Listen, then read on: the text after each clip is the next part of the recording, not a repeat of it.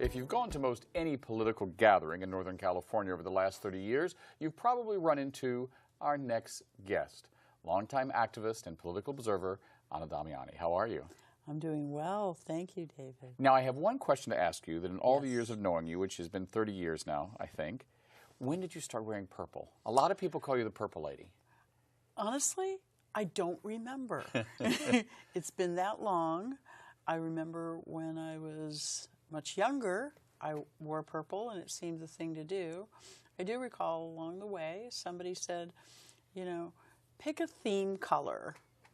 And so I enhanced the purple that I was already wearing. Got it. Because you do pretty much wear it all the time.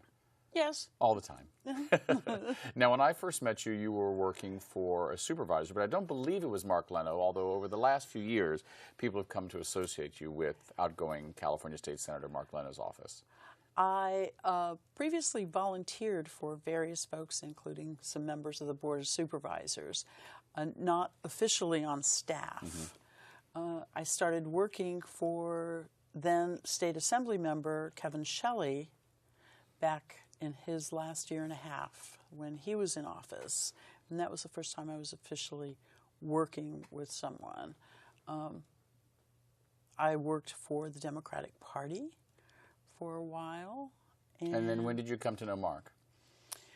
Well, I first met him when he was first appointed to the Board of Supervisors, and I started working on his campaigns and volunteering for him. I thought, this guy's going to go somewhere. And so when it came time for him to run for the seat, I was right there. And when he decided to run for the Assembly, I said, I want to help. And I've been with him since he first took office in the Assembly. Now, this is going to be not only a new stage in his life as he retires from the California State Senate, but also for you. You're looking to move on and broaden your wings. Do you want to stay in politics? I haven't ruled out anything. I'm exploring other options. I know there's a big world out there and a lot going on. In San Francisco, just about everything has at least a shade of politics involved. Just a shade.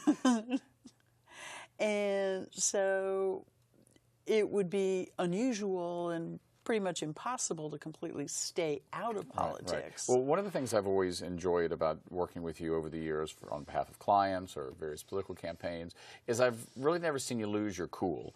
And politics is a red-hot business. People seem to lose their temper, and the next second they're hugging you and kissing you and asking you for an endorsement. You've always seemed pretty even-keeled. What is it about politics that's kept you doing it for all these years and, frankly, kept you just so nice?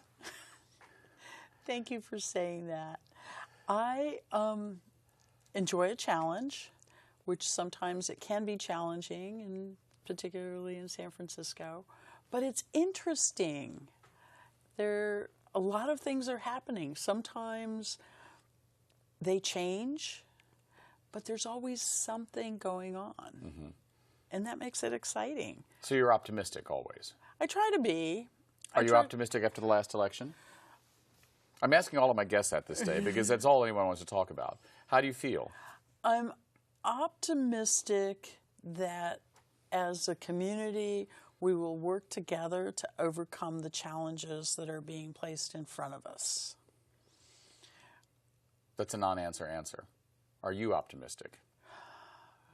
I've had a hard time dealing with it over the last week in particular. But I'm hopeful that with time, more people will band together so that in the long run, we can change things. Right. Now, you've seen a lot of political campaigns, a lot of elections. Did this one feel different? I mean, we've all been part of losing campaigns. Did this one feel different? Was this different than for you as a Democrat, Reagan or Bush or Bush? I think I had a little bit more personally vested in the sense that we were enjoying so many successes and so many positive gains that the result was more devastating than what I anticipated. Right. Now, as someone who has worked with many different communities, you've had some of your own mobility issues. Mm-hmm. What was it like to hear a president make fun of a disabled person? It was like being stabbed in the heart. Some of the comments that I heard through the course of the election were very painful and difficult to hear. And I understand that a lot of them may have been said in the heat of battle, if you will, but it's very discouraging. Mm-hmm, mm-hmm. So we've got a couple minutes left. I'd like to talk to you about, over your years, what were your highs, your favorite political moments, either for you personally or working on behalf of a candidate, mm-hmm. and the worst, leaving aside this last one? Okay. The first time that Mark Leno was elected to the state legislature was a real political high. Because several of us, myself included, had worked very hard to get him elected, and it was great.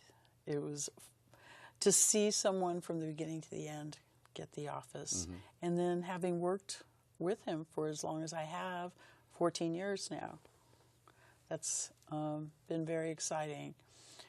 One of the disappointments, greatest disappointments, was actually pretty early on, which was when Anita Bryant was successful in South Florida in her campaign in 1977. Mm-hmm. To keep teachers from, openly gay teachers from being able to serve. No, that was the Briggs Initiative in California. That was so California. I apologize, yeah. In South Florida, it was to overturn a basic equality legislation. It was countywide, it was a non-discrimination clause, and she fought the world to overturn it. But the community fought back.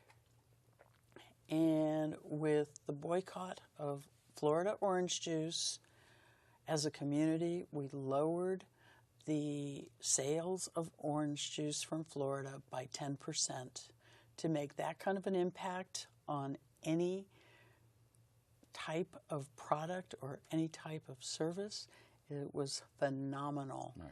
We've only got just a few seconds left. Okay. You know, as you head off one political stage looking for the next, what advice would you give someone who was looking to start a career in politics, especially a young person, a young woman who was looking to start a career in politics the same age now that you were when you started? What advice would you give? Volunteer, ask questions, and don't be afraid to try new things. Thanks so much. We look forward to seeing what's next for you. Thank you. We've been speaking to Anna Damiani. Next up, our conversation with local artist David Maxwell. We'll be right back.